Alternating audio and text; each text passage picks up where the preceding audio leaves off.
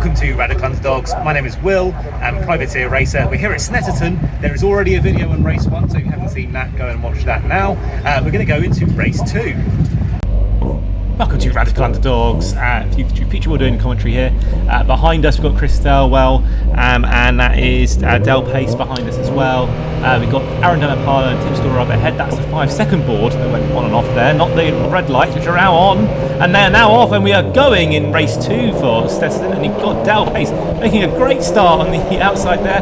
Rob Greensmith making not such a great start, so he's lost positions. Del's making his way all the way around the outside up into turn 1. That's into Richie's for the first time. We're going to go around the outside as well. We're going to run out of space. There's cars on the grass. It's Michael Pearce on the grass. Del Pace also taking to the grass as well. We've got cars behind us. Rob making his way back through the field after that poor start. Now that's going all the way around the outside. I think that's Tom Cannon there in car, is that 25? Car 25. And we have Chris Stelwell making contact with us on the exit. I think we were kind of sandwiched there between Tom taking the inside line and Chris, probably with taking a bit too much speed into the corner and running into the side of us, but no major damage done there. So we are now following the field down. You've got Rob Greensmith there trying to make his way around the outside down into Agostini. Potentially there's a way around there on the outside. And Chris trying to do the same. I was kind of defending fresh air there. A bit deliberately. The aim of this race, remember, like the last race, is not to make any contact with any fellow competitors. I mean, I guess that's already failed. But the Tim Storer is off on the grass. We made a position up there, so we are now one position higher than where we started. Tim, again, not having a great lap 1. Like he hasn't on a few of the races actually in the last few races, but we haven't had such a great few races either in the last few meetings. So we've had a disqualification and penalty points on the race before that as well. So both of those fully deserved, by the way. So what we're trying to do in this race is just keep it clean. So I think you'll probably see going for solid overtakes. None of this sketchy stuff that we were going for before. Wheels locking down there in sort of the Brundle Nelson section, which hasn't given us a good run through Bombhole, which is this corner here, and as we go through Coram for the first time, which is basically flat out in an MX-5, hold your nerve, and then try and get a decent braking so you're back on the power basically as you go through the apex of Murray's. That gives you a good run all the way down the start finish straight, centre straight here at Snetterton. We're going to skip ahead part of the way through lap 2 here. I think just showing that the run onto the Bentley straight is absolutely critical. You can see Rob fighting up ahead, and he's fighting up ahead with car number 16, that's Shea Pearce, and that meant he has got a slow exit out of Williams, which means we're able to just drive round them. Now that's an overtake I can get behind. We're going to be alongside Shea as we go down under the bridge, and potentially we could stick it around the ends and stick in the inside there for Nelson, but we backed out of that. Behind us you can see Russell Halley getting past Rob there, so it's now Russell behind us.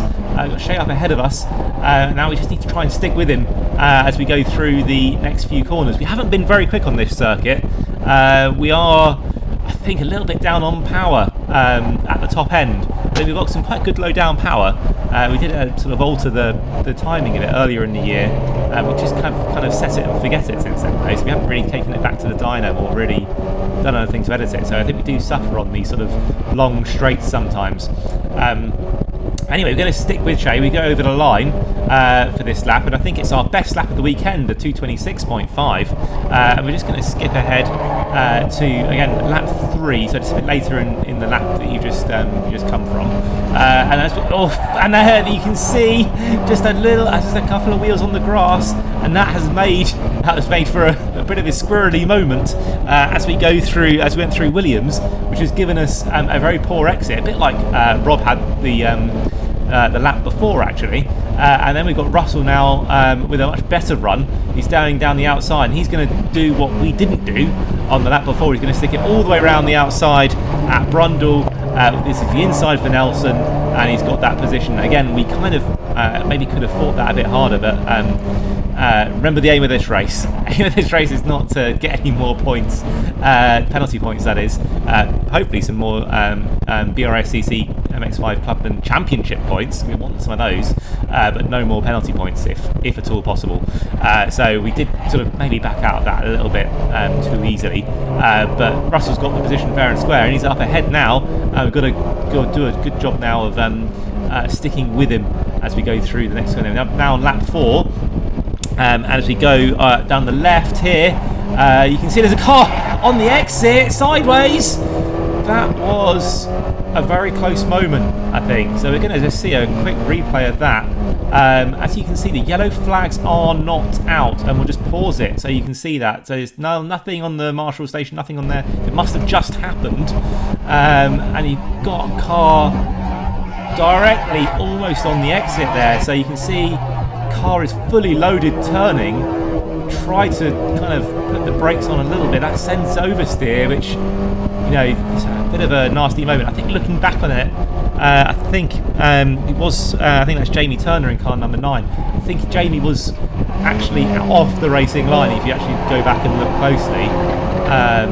But yeah, with the 0.1 seconds you have to think about that. It certainly looked like he was on the racing line. And if you're sort of already committed to the corner, a bit like Russell overcommitting to that corner, if you're already committed to the corner, then it can be a bit, well, it just felt like we were going to run into the side of him at, 100 miles an hour there. So we did feel the need to kind of back out of that quite significantly. We did make it round, other cars following through as well. I don't think any cars did make contact, but a bit of probably one of the scariest moments of the year, I think, that one. Anyway, we're going on to lap 5, so only a couple of laps left, and it's interesting here actually because we do quite a lot of defending, and I think we have basically lost touch with the cars in front. So the car up in front of Russell is actually last year's championship winner, Harry Storer, who's been, I think, had a few bad laps and has found his way back in the midfield. But he is lapping a lot faster. You got Rob Greenspear taking the inside line now in Montreal. He's alongside, so we've given him space at the corner. We've not tried to shut that one down, but we've been able to get a slightly better exit, but probably not good enough to cut him off and take the outside racing line for this. So we're going to be compromised now on the run down to Agostini.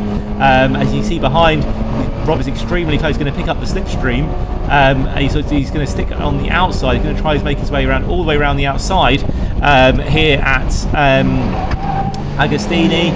But he's got his own problems to worry about as well, because Michael Pearce in car number 70 is also trying to make his way past. So I think by sort of backing Rob up into Michael there, that's probably the best chance of keeping his position. I think at this moment in time, if we might be able to get past Russell. We've been fighting with him in previous races, but up ahead Russell, I think there's no way we're going to catch that next group of cars, I don't think, in the 2 laps that are remaining. Michael did come up to me after the end of the race actually and say that I was defending too much here, either in this bit of the race or in the next bit you're about to see. I'm not, looking at that, I'm not so sure actually, but because I don't think we were going to ever catch the cars in front, and there's only 2 laps remaining. Michael trying to make his way through. That's an unconventional place to pass right there. So down at Palmer, because it's there's not really much of a lift there. So getting alongside is sort of a bit of a recipe for disaster. I think whatever happened to Jamie Turner on that lap, maybe it wasn't exactly that. But you can see here, we've basically got a power down at the same time, but we just don't seem to be pulling away, and he's got either a slipstream or just a better exit. He's basically alongside, again, not really a corner.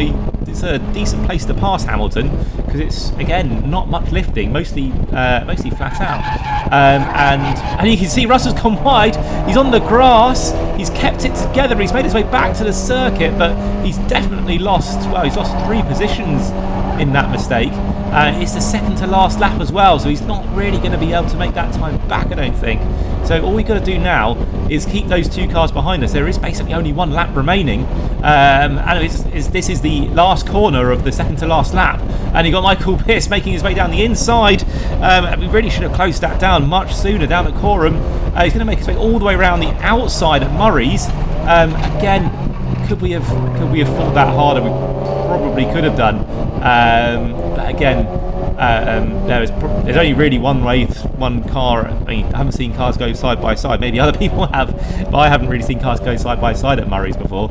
So we're catching up though, because we actually get a better, because of course he brakes so late. We got a much better exit, and so picking up speed down the centre straight, that was probably a mistake.